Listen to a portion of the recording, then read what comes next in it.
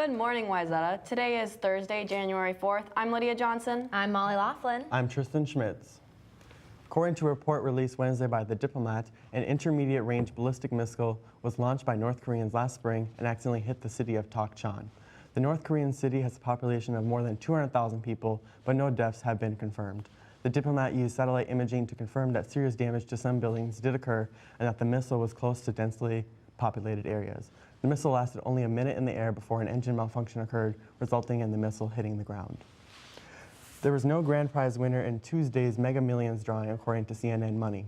It is the 23rd straight drawing without a jackpot winner since October 13th. The Mega Millions jackpot will grow to $418 million for Friday's drawing. The combined total between the two games is one of the largest combined payouts on record. It's also the first time that both games have had over $400 million jackpots at the same time. Good luck to my fellow 18-year-old Wayzata students. The chance of winning either jackpot is 1 in 88 quadrillion. Michael Wolff's new book about the campaign and first year of Donald Trump's presidency, Fire and Fury Inside the Trump White House will be released on Tuesday.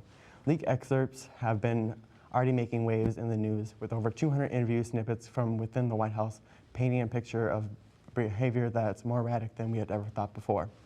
Wolff was granted access to the White House in the first half of Trump's presidency, and information collected by Wolff includes Trump's unhappiness with becoming elected president, Trump constantly repeating himself, Kellyanne Conway barely tolerating Trump, and the president's cloudy mental state, and a button on Trump's desk for a Diet Coke. And now back to the anchors. The scuba diving trip to the Grand Cayman in the summer of 2018 still has openings. See Mr. Christensen in A402 if you're interested. Now on to Lauren with weather. Good morning, Wayzata. I'm back here in the studio today, waiting for the green screen renovations to be finished. Grateful I'm not live outside because it's another cold one here in Plymouth, Minnesota. Today will be mostly cloudy, but we'll see the sun as the day continues. Around 3 p.m., temps will be around 3 degrees, but it will feel like -5. It will be clear at 7 tonight with temps around -2. Temperatures will drop into the evening and into tomorrow when it will be -13 on your morning commute. Winds will be blowing at 4 miles per hour and it will feel like -24 degrees. Winter Storm Grayson hammers the northeast coast with heavy snow and strong winds. Tallahassee, Florida saw snow and sleet yesterday, making it the first measurable snow there since 1989. Wind gusts up to 70 miles per hour were recorded yesterday, and things are set to get worse. Blizzard and whiteout condition warnings remain in effect for much of the coast from Maine to northern North Carolina. The storm will intensify because of a rapid drop in atmospheric pressure known as bombogenesis. Heavy snow, strong winds, coastal flooding, and battering waves are all a concern for coastal New England and Atlantic Canada. That's all for weather today. Don't forget your jacket tomorrow. Now let's watch a video on the upcoming trade fair. Hey, Wayzata High School, have you thought about your career? I mean, really thought about your career? We all know that we're going to college, but what does that really mean? Research suggests that for every 10 jobs that exist right now, 3 of them require some sort of bachelor's degree or higher. That means 7 of the careers don't require a bachelor's degree. What we want to invite you to is on January 5th, Friday, January 5th, right here in our Upper Commons, we are having a career fair for the 7 out of 10 people that aren't going to require a bachelor's degree. You can come here, you could come to the career fair, hear from different trade schools, labor unions, and different employers that hire people in those careers. You can hear all about how to make $60,000, $70,000, $80,000, $90,000 without paying anything to go to college. Things like being a registered apprentice, being a carpenter, being a framer, being an electrician, being a tile setter, being a car mechanic, working on BMWs, working on Ferraris, working on things like US Bank Stadium. These are really rewarding careers that a lot of you would be really interested in if you gave it a chance. So what we're asking you to do is come. We're not asking you to sign up for your college plan today. We're asking you to come, check it out. If you would like to come, you're going to see posters all over the school with a QR code on them that you need to scan. Scan that QR code, and we're going to get you out of your second block class to spend the entire second block with us at the career fair. You're going to get all your questions answered, and you're going to hear about a lot of careers that you may not knew even existed. Make sure you're here January 5th during second block and be sure to register. If you don't register for it, you can't come. So Drew, how are the winter sports looking recently? You know, Molly, they're looking really good for girls basketball right now. Good morning, Wayzata. We start today with girls hockey falling to EP on Tuesday night 4-1. Gretchen Branton scored the only goal for the Trojans. Boys basketball defeated the Bloomington Jefferson Jaguars Tuesday night 62-51. Luke Paulson led the Trojans with 19 points, followed by Jacob Beninga with 13. Senior Theo Walter said, "It wasn't our best game, but we found a way to edge out the win. We're looking forward to getting in front of our fans tonight against St. Michael Albertville. The game starts at 7 here at the high school. And maybe Trojan fans is something girls basketball needs. The team remains undefeated as they took on Maranatha Christian Academy last night in an empty gym here at the high school. The Trojans battled it out to get the win with a final score of 79-70. Junior Mimi Schrader said, quote, "It was a physical, fast-paced game, but we gutted out the win to make 3 throws down the stretch to get the W." Callie Tyson scored 30 points for the Trojans, followed by Jenna Johnson, who had 17 points for Wayzata.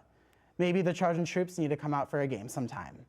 Alpine ski will take on the Lake Conference at Buck Hill at 4 today. Wrestling will take on Benilde, Edina, and Orono tonight. Matches start at 5 at Edina High School. Our final story brings us out to Lawrence, Kansas, where on Tuesday night the Kansas Jayhawks were taken down by the Texas Tech Raiders.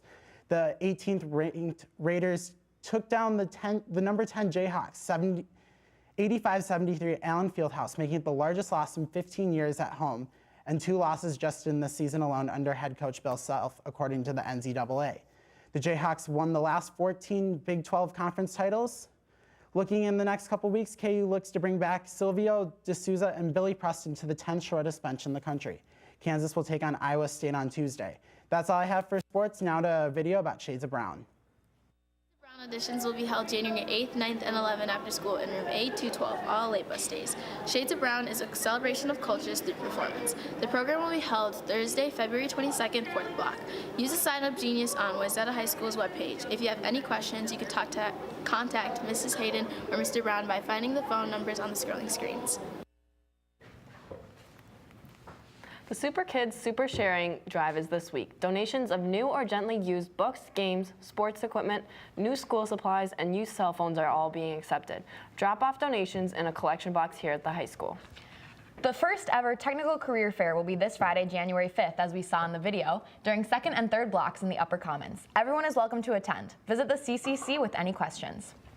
So Scott, I heard that Logan Paul video had some serious after effects. Yeah, it's been making a huge splash in the news recently. Yeah. I have no idea who Logan Paul is. What happened? Well, YouTube star Logan Paul posted 2 separate apologies for a video he recently posted on his channel. The video contained footage of him and his friends stumbling upon the recently deceased body of a man who committed suicide in Japan's Aokigahara forest. According to CNN, Paul posted the video and received immediate backlash, prompting him to take it down. He then issued an apology on Twitter, which many criticized as narcissistic and immature. His second apology, which was a video, received mixed reactions, as some forgave Paul and others felt it was too much of a sob story. In other news, tickets for the competition one-act play Eurydice are on sale now at WHStheater.com. Performance dates are January 18th and 19th, and both performances will include an improv performance by Stepdad Mike. The only film getting a wide release this week is Insidious: The Last Key, which is the 4th film in the Insidious franchise. However, many previous releases, such as The Last Jedi, Jumanji, and The Greatest Showman, are expected to still have a strong presence at the box office. That's all I've got for A&E. On behalf of the Wayzata technical crew, Lauren Leesberg, Tristan Schmitz, and Drew Smith, I'm Scott Larson. I'm Molly Laughlin. And I'm Lydia Johnson. Make it a great day, Wayzata.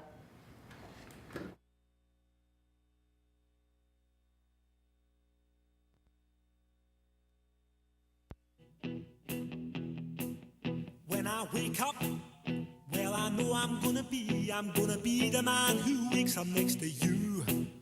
When I go out, yeah, I know I'm gonna be the man who goes along with you. If I get drunk, well, I know I'm gonna be the man who gets drunk next to you. And if I haver, yeah, I know I'm gonna be the man who's havering to you. But I will walk